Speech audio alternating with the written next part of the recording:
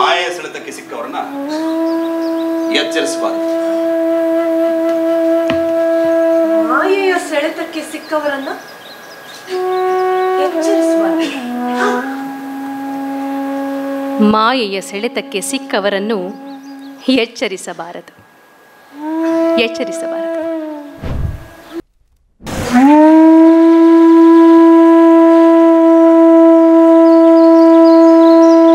ಹಸಿರು ಹಾದಿಗಳು ನನಗಿಷ್ಟ. ಎಂತಹ ವೈರಾಗ್ಯದಲ್ಲಿಯೂ ನಾನು ಕಾಡಿನ ನಡುವೆ ನುಗ್ಗುವ ಕಿರಿದಾದ ಹಾದಿಗಳಲ್ಲಿ ಸಾಗುವ ಆಕರ್ಷಣೆಯಿಂದ ತಪ್ಪಿಸಿಕೊಳ್ಳಲಾರೆ. ಯಾವ ದಾರಿ ನಮ್ಮನ್ನು ಎಲ್ಲಿಗೆ ಕರೆದೊಯ್ಯುತ್ತದೆ ಎಂದು ಗೊತ್ತಿರುವುದಿಲ್ಲವೋ ಅದೇ ಒಳ್ಳೆಯ ಹಾದಿ. ಆ ದಾರಿಯಲ್ಲಿ ನಡೆಯುವಾಗ ತಲುಪುವ ಮೊದಲೇ ನಾವೆಲ್ಲಿಗೆ ಹೋಗುತ್ತಿದ್ದೇವೆ ಎಂದು ಗೊತ್ತಿರುವುದಿಲ್ಲ. ಮೈಲುಗಲ್ಲುಗಳಿರದ, ಹ್ಯಾಂಡ್ ಪೋಸ್ಟ್ಗಳಿಲ್ಲದ, ದಾರಿಯಲ್ಲಿ ಕರೆದು ಕೇಳಲು ಯಾರೂ ಸಿಗದ ದೂರದ ಹಾದಿಗಳಲ್ಲಿ ನಡೆದುಕೊಂಡು ಹೋಗುವ ಸುಖವೇ ಬೇರೆ. ಇಳಂಗೋವನ್ ಮನೆಯನ್ನು ಮೊದಲ ಸಲ ಹುಡುಕುತ್ತಾ ಹೋದಾಗ ನಾನು ಕೊನೆಯಿಲ್ಲದ ದಾರಿಯಲ್ಲಿ ಸಾಗುತ್ತಿದ್ದೆ. ರಸ್ತೆಯ ಎರಡೂ ಬದಿಯಲ್ಲಿ ರಬ್ಬರ್ ತೋಟಗಳಿದ್ದವು. ಅವುಗಳ ಎಲೆಗಳು ರಸ್ತೆಯ ಮೇಲೆ ಬಿದ್ದಿದ್ದವು. ಹೆಸರು ಗೊತ್ತಿಲ್ಲದ ಮರಗಳ ಅಗಲವಾದ ಎಲೆಗಳು ಕೆಂಬಣ್ಣಕ್ಕೆ ತಿರುಗಿದ್ದವು. ಮುಂಜಾವಿನ ಬೆಳಕು ಹಸಿರು ಹುಲ್ಲಿನ ಮೇಲೆ ಬಿದ್ದು ಹೊಳೆಯುತ್ತಿತ್ತು. ಇಳಂಗೋವನ್ ಕುಲುಮೆಯ ಮುಂದೆ ಕೂತಿದ್ದ. ಬೆಂಕಿಯ ಝಳಕ್ಕೆ ಅವನ ಮುಖ ಪ್ರಜ್ವಲಿಸುತ್ತಿತ್ತು. ಅವನ ಕಣ್ಣುಗಳಲ್ಲಿ ಬೆಂಕಿಯ ಜ್ವಾಲೆ. ಅಲ್ಲಲ್ಲಿ ಇನ್ನೂ ಕಪ್ಪಗಿದ್ದ ಗಡ್ಡದ ಮೇಲೆ ಬೂದಿಯ ಕಣಗಳು ಕುಳಿತಿದ್ದವು. ಅವನು ನರಕದ ಸೆರೆಮನೆಯ ಉಸ್ತುವಾರಿ ಹೊತ್ತ ಅಗ್ನಿಪುತ್ರನಂತೆ ಕಾಣಿಸುತ್ತಿದ್ದ. ನನಗೆ ಅವನ ಶಿಷ್ಯನಾಗಬೇಕೆಂದು ಆ ಕ್ಷಣ ಅನಿಸಿಬಿಟ್ಟಿತು. ನನ್ನಲ್ಲಿ ಬೇಕಾದಷ್ಟು ಪ್ರಶ್ನೆಗಳಿವೆ. ನಾನು ಯಾಕೆ ಇಲ್ಲಿದ್ದೇನೆ? ನನ್ನ ಅಗತ್ಯ ಈ ಲೋಕಕ್ಕೆ ಇದೆಯಾ? ನಾನು ಇಲ್ಲದೆ ಹೋದ್ರೂ ಕೂಡ ಈ ಲೋಕ ಈಗ ನಡೆಯುವ ಹಾಗೆ ನಡೆಯುತ್ತಿರುತ್ತದಲ್ಲ. ಹಾಗಿದ್ದರೆ ನಾನು ಯಾಕೆ ಬೇಕು? ಇಂಥ ಪ್ರಶ್ನೆಗಳಿಗೆ ನನ್ನ ಹತ್ರ ಉತ್ತರ ಇಲ್ಲ. ಮತ್ತೆ ಯಾವ ಪ್ರಶ್ನೆ ಕೇಳಲಿ? ಈ ದಾರಿ ಎಲ್ಲಿಗೆ ಹೋಗುತ್ತದೆ? ಈ ಊರಿನ ಹೆಸರೇನು? ಬಚ್ಚಲ ಮನೆ ಎಲ್ಲಿದೆ? ಒಂದು ಕತ್ತಿ ಮಾಡೋದಕ್ಕೆ ಎಷ್ಟು ಸಮಯ ಬೇಕಾಗುತ್ತದೆ? ಇದು ಈ ಲೋಕಕ್ಕೆ ಸಂಬಂಧಿಸಿದ್ದು. ನಾವು ಈ ಲೋಕಕ್ಕೆ ಸೇರಿದವರು. ಅಲೌಕಿಕ ಪ್ರಶ್ನೆಗಳನ್ನ ಕೇಳಬಾರದು. ನನ್ನವು ಆಧ್ಯಾತ್ಮದ ಪ್ರಶ್ನೆಗಳು. ನಿನ್ನ ದೇಹಕ್ಕೆ ಅದೆಲ್ಲ ಬೇಕಿಲ್ಲ. ಹಸಿವಾದಾಗ ಅನ್ನ, ದಾಹವಾದಾಗ ನೀರು, ದಣಿದಾಗ ನಿದ್ದೆ, ಅಷ್ಟಿದ್ರೆ ಅದು ತೃಪ್ತ. ನಿನ್ನ ತಲೆ ಕೆಟ್ಟ ಪ್ರಶ್ನೆಗಳಲ್ಲಿ ನಿನ್ನ ದೇಹಕ್ಕೆ ಯಾವ ಆಸಕ್ತಿಯೂ ಇರೋದಿಲ್ಲ. ಈ ದೇಹ ನಾನಲ್ಲ. ಬಿಟ್ಟು ತೊಲಗು. ಯಾಕೆ ಅದನ್ನ ಕಟ್ಕೊಂಡು ಎಳಿತಾ ಇದೆಯಾ ಸುಮ್ಮನೆ? ದೇಹವೇ ಇಲ್ಲದೆ ನಾನು ಇಲ್ಲ. ಹಾಗಿದ್ರೆ ದೇಹದ ಚಿಂತೆ ಮಾಡು ಸಾಕು. ಆತ್ಮ ತನಗೆ ಬೇಕಾದದ್ದನ್ನ ತಾನೇ ಹುಡುಕಿಕೊಳ್ಳುತ್ತೆ. ನನ್ನನ್ನು ಶಿಷ್ಯನಾಗಿ ಸ್ವೀಕರಿಸಿ. ಶಿಷ್ಯನಿಗಿಂತ ದೊಡ್ಡ ಶತ್ರುವಿಲ್ಲ. ಅವನಿಗೆ ಕಲಿಸಲು ಹೊರಡುವ ಗುರು ಸುಳ್ಳು ಹೇಳಬೇಕಾಗುತ್ತೆ. ನಾನು ಗುರು ಅನ್ನೋದು ಮೊದಲು ಸುಳ್ಳು, ನೀನು ಶಿಷ್ಯ ಅನ್ನೋದು ಮತ್ತೊಂದು ಸುಳ್ಳು. ನಾವು ನಮ್ಮ ಬಗ್ಗೆ ಹೇಳಿಕೊಳ್ಳುವಷ್ಟು ಸುಳ್ಳುಗಳನ್ನ ಮತ್ಯಾರೂ ಹೇಳೋದಿಲ್ಲ.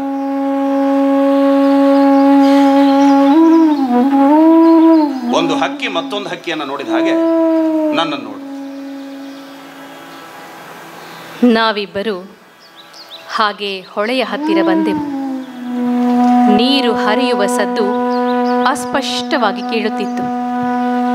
ಬೇಸಿಗೆಯ ಧಗೆ ಹೊಳೆಯ ಮೇಲಿಂದ ಮೇಲಕ್ಕೆದ್ದು ದಡದಲ್ಲಿ ಕುಳಿತ ನಮ್ಮ ಮುಖಕ್ಕೆ ರಾಚುತ್ತಿತ್ತು. ಬೆಳಗ್ಗೆಯಿಂದಲೇ ಇಳಂಗೋವನ್ ಗಾಳಿ ಗುಡ್ಡದ ಮೇಲೆ ಊರಿನ ಮಂದಿಯ ಜೊತೆಗೆ ಇದ್ದು ಬಿಟ್ಟಿದ್ದ. ಅಲ್ಲೇನು ನಡೆಯಿತು ಎಂದು ತಿಳಿದುಕೊಳ್ಳುವ ಆಸೆ ಇತ್ತು ನನಗೆ. ಇವತ್ತು ಗಾಳಿ ಗುಡ್ಡದ ಮೇಲೆ ನಿಂತ್ರೆ ಆಕಾಶದಲ್ಲಿ ದೇವರು ಕಾಣಿಸ್ತಾನೆ ಅಂತ ಯಾರೋ ಜೋಯಿಸರು ಹೇಳಿದ್ರಂತೆ. ಅದಕ್ಕೆ ನಾವೆಲ್ಲರೂ ಆರತಿ, ಜಾಗಟೆ, ದೀಪ ತಗೊಂಡು ಗಾಳಿ ಗುಡ್ಡಕ್ಕೆ ಹೋಗಿದ್ವಿ. ಗುಡ್ಡದ ಮೇಲೆ ದೇವರು ಕಾಣಿಸೋದು ಅಂದ್ರೇನು? ಶಬರಿಮಲೆ ಬೆಟ್ಟದಲ್ಲಿ ಜ್ಯೋತಿ ಕಾಣಿಸ್ತದಲ್ಲ ಹಾಗೆ. ದೇವರು ದೇವರು ಕಾಣಿಸ್ತಾರೆ ಅಂತ ನಿನ್ಗೆ ಹೇಳ್ದವ್ರು ಯಾರು? ಯಾರಿಗೂ ಒಂದೊಂದೇ ಗುಡ್ಡದಲ್ಲಿ ಕಾಣಿಸ್ತಾ ಹೋಗ್ತಾನಂತೆ. ಮೊದಲು ಗಾಳಿ ಗುಡ್ಡದಲ್ಲಿ ದರ್ಶನ ಕೊಡ್ತಾನಂತೆ. ಅವನಿಗೊಂದು ದೇವಸ್ಥಾನ ಕಟ್ಟಿಸ್ಬೇಕಂತೆ. ಹಾಗಂತ ಜೋಯಿಸರ ಕನ್ಸಲ್ಲಿ ಬಂದು ಹೇಳಿದ್ನಂತೆ. ಇವತ್ತು ದೇವ್ರು ಕಾಣಿಸಿದ್ನ? ಕಂಡವರಿಗೆ ಕಂಡಿರಬಹುದು.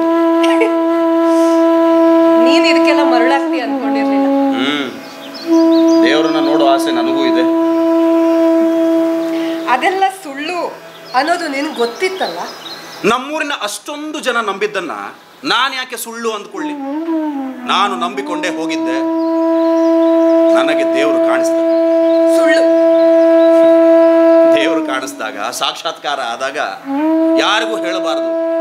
ಯಾರು ನಂಬೋದಿಲ್ಲ. ಎಲ್ಲರ ಸಮಸ್ಯೆಯೂ ಇದೆ. ನೀನು ದೇವರ ದರ್ಶನ ಕೊಡ್ತಾನೆ ಅನ್ನೋದನ್ನ ನಂಬೋದಿಲ್ಲ. ನನಗೆ ದೇವರು ದರ್ಶನ ಕೊಟ್ಟ ಅಂತ ಹೇಳಿದ್ರು ಈಗ ನಂಬೋದಿಲ್ಲ.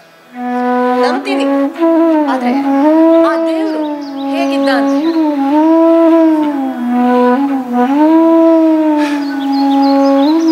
ನೀಲಿ ಆಕಾಶದ ಹಾಗಿದ್ದ, ಬೆಳ್ಳಗಿನ ಹಗುರವಾದ ಮೋಡದ ಹಾಗಿದ್ದ. ಮೋಡದ ನಡುವಿನಿಂದ ಬಂಗಾರದ ಬಣ್ಣದ ಬೆಳಕಾಗಿ ಕಾಣಿಸಿದ. ಸಂಜೆ ಆಗುತ್ತಾ ಆಗುತ್ತಾ ಕೆಂಪಾಗುತ್ತಾ ಹೋದ.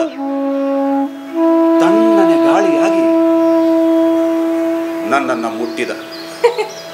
ಗುಡ್ಡದ ಮೇಲಿಂದ ಕಾಣೋ ಆಕಾಶ ಅದು. ಗುಡ್ಡದ ಹತ್ರ ಹೋದ್ರೆ ಯಾರಿಗ್ ಬೇಕಾದ್ರೂ ಕಾಣಿಸುತ್ತೆ. ಅದೇ ಅದೇ ದೇವರು. ತಿಳಿದೇ ಹೋದ್ರೆ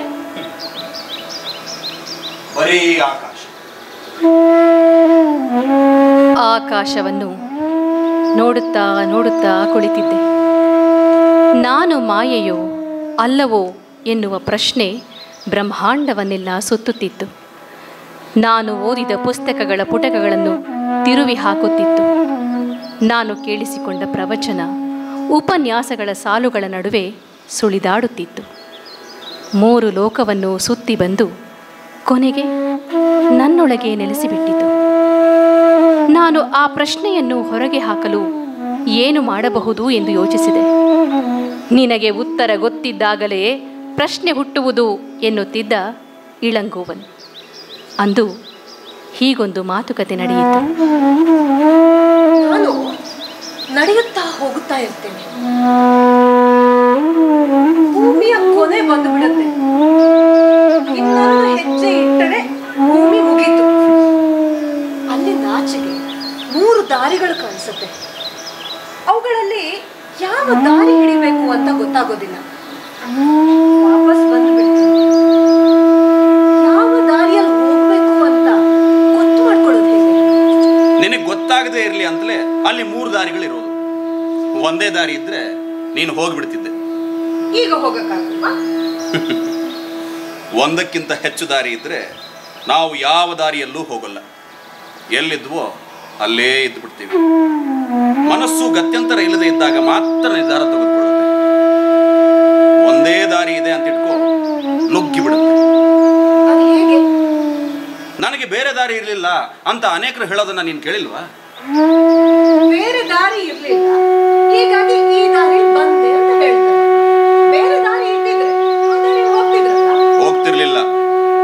ಎಲ್ಲಿದ್ರೋ ಅಲ್ಲಿಯೇ ಇರ್ತಿದ್ರು. ನಿನ್ನ ಕನಸಲ್ಲಿರೋ 3 ದಾರಿಗಳ ಪೈಕಿ 2 ನೀನು ಕಳ್ಕೊಳ್ಳೇಬೇಕು. ಇಲ್ಲದೆ ಹೋದ್ರೆ ನೀನು ಯಾವ ದಾರಿಯಲ್ಲೂ ಹೋಗಲ್ಲ. ಅಲ್ಲ, ಈ ಕನ್ಸಲ್ಲಿ ಬರೋ ದಾರಿಯನ್ನ ಕಳ್ಕೊಳ್ಳೋದು ಅಂದ್ರೆ ದಾರಿ ಇಲ್ಲದ ದಾರಿಯಲ್ಲಿ ನಡಿಬೇಕು. ಪದ್ಮಪಾದ ನಡೆದ್ನಲ್ಲ ಹಾಗೆ. ಪದ್ಮಪಾದ ಯಾರು? ಅವನು ಶಂಕರರ ಶಿಷ್ಯ ಸನಂದನ ಅಂತ. ಅವನು ಗಂಗಾ ನದಿಯ ದಡದಲ್ಲಿ ಆಚೆ ನಿಂತಿದ್ದಾಗ ಗೆಳೆಯರ ಜೊತೆ ನಿಂತಿರ್ತಾನೆ.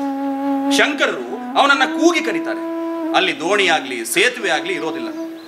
ಗುರುಗಳು ಕರೆದ ತಕ್ಷಣ ತನ್ನ ಮುಂದಿರೋದು ನೀರು ಅನ್ನೋದನ್ನು ಮರೆತು ಸನಂದನ ನೀರು ಮೇಲೆ ಹೆಜ್ಜೆ ಇಟ್ಕೊಂಡು ನಡ್ಕೊಂಡು ಬಂದು ಗಂಗಾ ನದಿಯನ್ನು ದಾಟಿ ಬಿಡ್ತಾನೆ. ಅವನು ಕಾಲಿಟ್ಟಲ್ಲೆಲ್ಲ ತಾವರೆ ಎಲೆಗಳು ಹುಟ್ಟುತ್ತಾ ಹೋಗಿ ಅವನು ನಡ್ಕೊಂಡು ಬರೋದಕ್ಕೆ ಗಂಗೆನೇ ಸಹಾಯ ಮಾಡ್ತಾಳೆ. ಅವತ್ತಿನಿಂದ ಅವನನ್ನ ಎಲ್ಲರೂ ಪದ್ಮಪಾದ ಅಂತ ಕರೆಯೋದಕ್ಕೆ ಶುರು ಮಾಡ್ತಾರೆ. ಅವನು ಮುಂದೆ ಬೇರೆ ದಾರಿ ಇದ್ದಿದ್ರೆ ಅವನು ನೀರಿನ ಮೇಲೆ ನಡೀತಾನೆ ಇರಲಿಲ್ಲ.